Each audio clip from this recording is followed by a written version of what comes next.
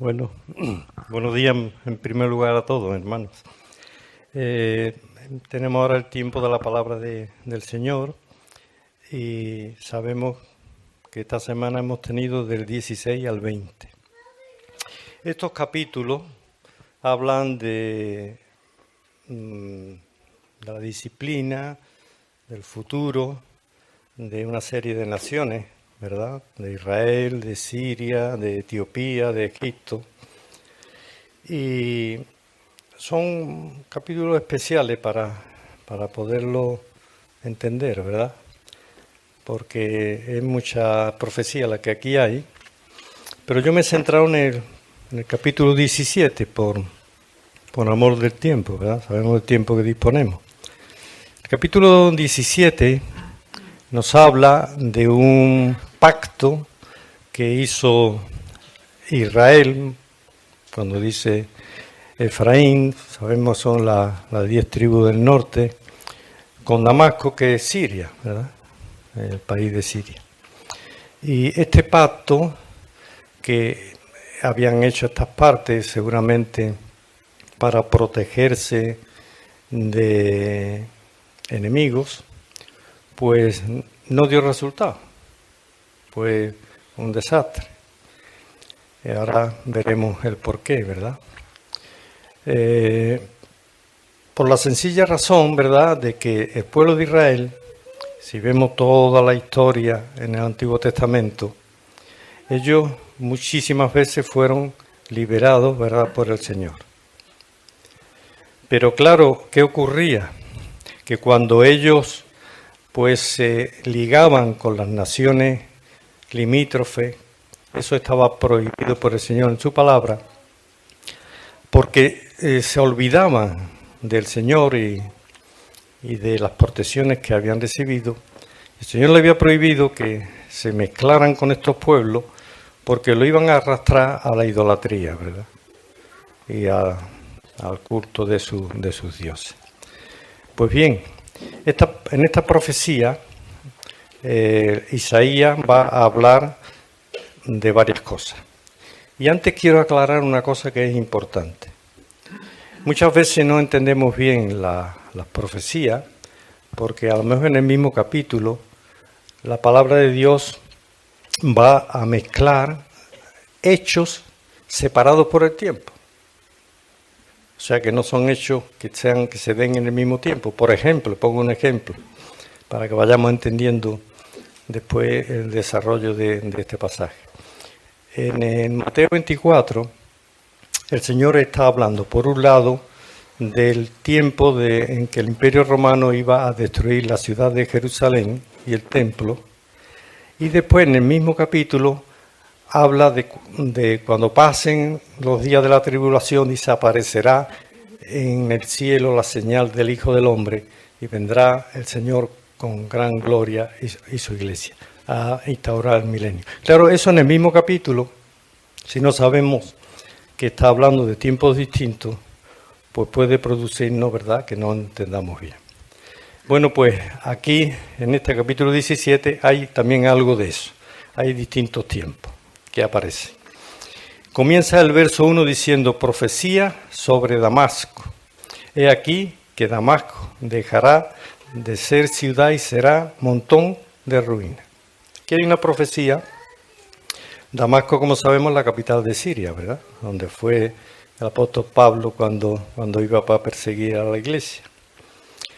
Esta profecía en parte ya se ha cumplido. Como sabemos, en los últimos 15 años, desde el Estado Islámico, allí se ha producido una guerra durante bastantes años y está prácticamente destruida la ciudad, no completamente, ¿verdad? Nosotros, una familia nuestra que visitó precisamente Siria y Damasco hace 4 o 5 años, cuando vino nos contó de que la mayoría de los edificios están destruidos. Y hay una destrucción tremenda de la ciudad. Pero la palabra de Dios nos dice aquí que llegará un momento en el futuro en que Damasco va a ser totalmente destruida, por completo. Y no solo Damasco, sino que las ciudades que hay alrededor de la zona. Dice el verso 2, las ciudades de Aroer, están desamparadas, en majadas se convertirán, dormirán allí y no habrá quien los espante. O sea que estas ciudades van a quedar asoladas y van a quedar, a las majadas está hablando de ovejas, de cabras, ¿verdad? Que va a ser pasto, va a quedar para pastos de estos animales, porque van a sufrir también las consecuencias cuando venga esa desolación por completa. Y el verso 3 dice: y cesará el socorro de Efraín, que como he explicado, las 10 tribus, como sabemos, se separaron de las 2 tribus. Cuando murió Salomón, pues su reino se partió en 2. 10 tribus en el norte con Jeroboam y 2 tribus quedaron en Jerusalén con Roboam, el hijo de Salomón. Pues bueno, aquí Efraín está, precisamente esas tribus habían hecho ese pacto con los sirios. Y dice que cesará el socorro de Efraín y el reino de Damasco. Dice, y lo que quede de Siria será como la gloria de los hijos de Israel, dice Yahvé el ejército. O sea que ese pacto no iba a tener lo que ellos creían, que iban a recibir protección, ¿verdad? En vez de acudir al Señor para que le protegiera como tantas veces, no iba a dar ese resultado. Y Siria también iba a tener las consecuencias de haber hecho ese pacto, y dice que la gloria de Siria sería como la gloria de los hijos de Israel, que estaba por los suelos, ¿verdad? Estaba por los suelos. Sabemos que esas 10 tribus prácticamente fueron esparcidas por la tierra, prácticamente desaparecieron. Incluso cuando los romanos destruyeron Jerusalén, ¿verdad? Pues también las tribus que allí había también fueron dispersadas. Sabemos que fueron por muchos países, incluso aquí en España, ¿verdad? Pues una colonia judía muy importante hasta que fueron expulsadas por los reyes católicos. Pues bien, esto no iba a dar resultado, este pacto. Y ahora dice, en aquel tiempo, va a hablar de un tiempo futuro. Dice, la gloria de Jacob se atenuará y se enflaquecerá la grosura de su carne. ¿Esto qué quiere decir? Bueno, que la palabra de Dios nos dice clarísimamente, el pueblo judío ha sufrido mucho durante estos 2000 años, ¿verdad? Eso lo sabemos todos. De aquí de España fueron expulsados, después el siglo pasado el tema del holocausto, etcétera, etcétera. Ha sido un pueblo que ha sufrido bastante a través de la historia.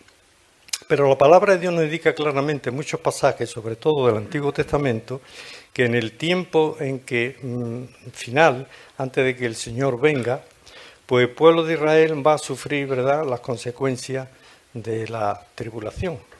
Y en ese periodo es cuando el pueblo de Israel o el remanente mejor, va a convertirse y va a creer y aceptar a Jesucristo como su Mesías. Pero dice, en ese tiempo la gloria estará por los suelos. Y será como cuando el segador recoge la mies y con su brazo ciega las espigas, será también como el que recoge espiga en el valle de Refaín. Y después habla del rebusco, y quedarán en el rebusco, como cuando sacude el olivo, 2 o 3 frutos en la punta de la rama, 4 o 5 en sus ramas más fructíferas, dice Yahvé, Dios de Israel. La palabra de Dios, el pueblo de Israel había recibido unas instrucciones en el Antiguo Testamento, y el rebusco era que cuando, por ejemplo, ellos iban a vendimiar la uva o a cegar el trigo, tenían que dejar una parte para los pobres. Y ahí tenemos, por ejemplo, la historia de Ruth, ¿verdad? Como ella iba a espigar a los campos de Booz, con el que después se unieron en matrimonio. ¿Qué quiere decir? ¿Qué está aquí diciendo el Señor? Ese fruto, poquito fruto en alguna rama. Está hablando del remanente fiel, que siempre el Señor por muchas circunstancias difíciles, ha tenido siempre un remanente fiel. Y en este momento, aquel día que está hablando, también va a haber un remanente fiel. Acordamos cuando el profeta Elías fue al Monte Carmelo, ¿verdad? Y hizo bajar fuego del cielo y después él sacrificó a los sacerdotes de los Baales, y después Jezabel iba persiguiendo a Elías, tuvo que huir y se fue a la cueva, ¿verdad? Todos conocemos esa historia. Y iba tan derrotado que le pedía al Señor la muerte, pero el Señor le dijo: estás equivocado, porque hay 7.000 israelitas que no han doblado su rodilla delante de los Baales. Porque el Señor siempre ha tenido su remanente, y es lo que estaba hablando. En esa época también habrá un remanente fiel, ¿verdad? Y también lo dice la iglesia, por ejemplo, la iglesia de la Odisea, que le dice: estoy en la puerta y llamo, estoy fuera. Dice: pero hay unos cuantos en esa iglesia que no han manchado su ropa, ¿verdad? Que han sido fieles. Entonces, estos versos lo que nos está hablando es precisamente de eso, que en aquel día pues va a haber un remanente fiel. Y después dice: en aquel día mirará el hombre a su hacedor y sus ojos contemplarán al Santo de Israel. Yo entiendo que está hablando de la venida del Señor, porque en esa época es cuando el pueblo de Israel, como vemos también en la Epístola a los Romanos, va a convertirse, ¿verdad? Y van a aceptar a Jesucristo. Y también dice, en el pasaje ese de Mateo, dice que todas las naciones contemplarán cuando el Señor venga en gloria con la iglesia resucitada, y dice: y lamentarán las naciones por haberle despreciado, por haberle crucificado, ¿verdad? Dice el verso 8: y no mirará a los altares que hicieron sus manos, ni mirará a lo que hicieron sus dedos, ni a los símbolos de acera, ni a las imágenes del sol. O sea que abandonarán por completo la idolatría, ¿verdad? Porque cuando habla lo que hicieron sus manos, sus dedos, en otro pasaje de Isaías sabemos que habla de lo absurdo que son los ídolos, ¿verdad? Dice: coge un tronco de un árbol y de una parte hace un ídolo, de otra parte sirve para fuego, ídolos que ni ven, ni hablan, ni oyen. Yo de verdad no entiendo, cuando vemos aquí en esta Sevilla esa Semana Santa, ese fervor a un pedazo de madera, me da lástima, ¿verdad?, de que estén tan ciegos las criaturas, ¿verdad? Bueno, pues llegará un día en que eso se va a acabar, por lo menos para el pueblo de Israel, porque van a convertirse. Dice: en aquel día, dice el verso 9, sus ciudades fortificadas serán como los frutos que quedan en los renuevos y en las ramas, los cuales fueron dejados a causa de los hijos de Israel, y habrá desolación. O sea que las ciudades, ¿verdad? Sabemos que Israel hoy día tiene de nuevo su nación y hay ciudades. Bueno, pues en ese periodo van a ser destruidas, ¿verdad? Y van a haber mucho sufrimiento sobre todo para, como dice la palabra, para Jacob, refiriéndose a Israel. Habrá desolación. Y da el verso 10, nos da el por qué ocurre eso. ¿Por qué ocurre eso? Dice: porque te olvidaste del Dios de tu salvación, de ese Dios que lo había sacado de Egipto, que le había abierto el Mar Rojo, que lo había sostenido durante 40 años en el desierto, ¿verdad?, que le había permitido con Josué conquistar la tierra prometida. Y no te acordaste de la roca de tu refugio. Dice: por tanto, sembrarás plantas hermosas y plantarás sarmientos extraños. Está diciendo que el pueblo de Israel, ¿verdad?, al olvidarse de su Dios, se han enfocado toda su vida a las cosas materiales.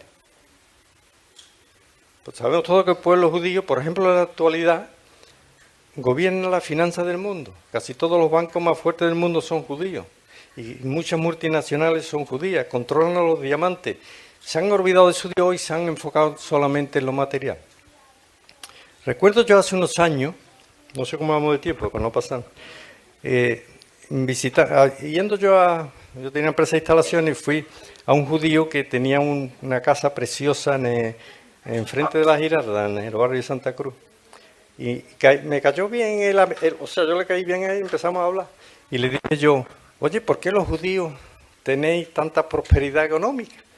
Dice, mira, porque nosotros tenemos varias patas, siempre invertimos en oro, en acciones, en empresas, en bancos, y bueno, no tenemos todos nuestros bienes en una canasta, sino que cuando sube el oro baja la bolsa, cuando baja la bolsa sube el oro. En fin, el tío me estuvo explicando, me dio una lección de economía.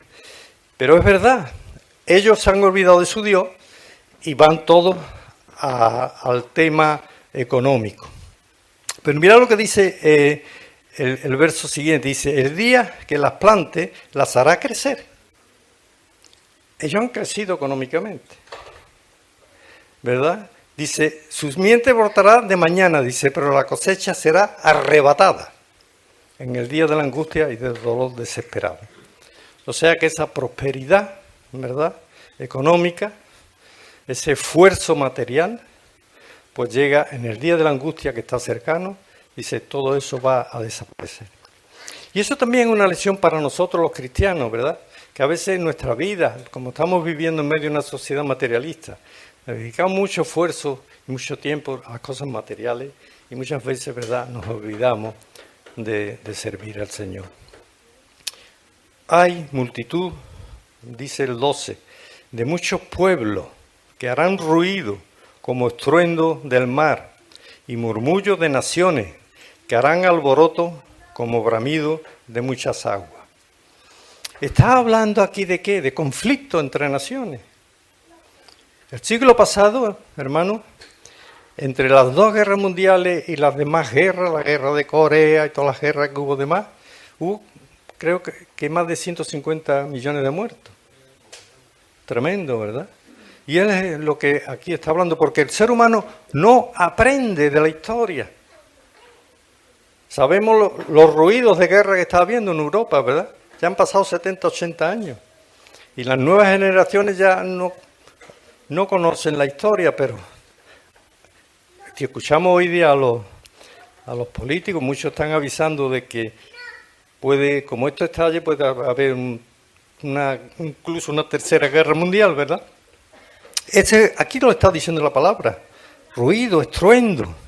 Y si los pueblos harán estrépito, como de ruido de muchas aguas, dice, pero Dios los reprenderá y huirán lejos, serán ahuyentados como el tamo de los montes delante del viento y como el polvo delante del torbellino. ¿Cuántos imperios han pasado, verdad? ¿Cómo han desaparecido? Como el polvo. En la época del siglo pasado, y les decía que el imperio que iba a montar iba a durar 1000 años, como el imperio romano, que duró 1200. Y en 10 años desapareció, Alemania quedó totalmente destruida, ¿verdad? ¿Dónde están esos 1000 años? Es vano el hombre confiar en... Y ahora estoy viendo políticos y gobernantes dictadores que están de nuevo queriendo arrasar medio mundo, ¿verdad? Y es lo que aquí la palabra de Dios nos está diciendo. Así que dice, al tiempo de la tarde, y aquí la turbación, pero antes de la mañana el enemigo ya no existe. Esta es la parte de los que nos aplastan y la suerte de los que nos saquean. O sea que la justicia de Dios no tarda. Viene, ¿verdad? Y hace justicia. Entonces, una de las lecciones importantes que nos da este capítulo es el confiar, que el pueblo de Dios tenemos que confiar en el Señor ante los momentos difíciles. En el libro de Reyes, Segunda de Reyes, cuando Sennaquerí, un asirio, iba con un ejército de más de 100.000 hombres a destruir Jerusalén, ¿verdad?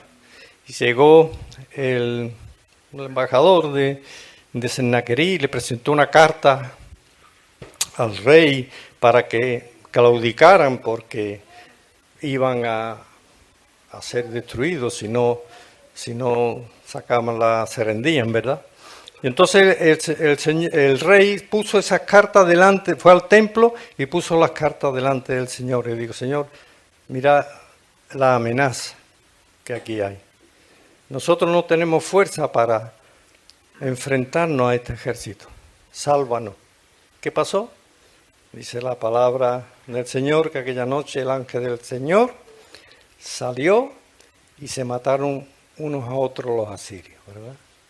Y tuvo el rey que salir corriendo e irse a su tierra. Porque es que la protección del Señor es real. Y entonces nosotros tenemos que acudir siempre al Señor en cualquier circunstancia difícil de nuestra vida, ¿verdad? Confiar en Él, porque no va a ocurrir nada más lo que el Señor permita. Y la palabra de Dios nos dice que muchas de las cosas que nosotros creemos que son malas o catastróficas para nosotros, el Señor las convierte en bien.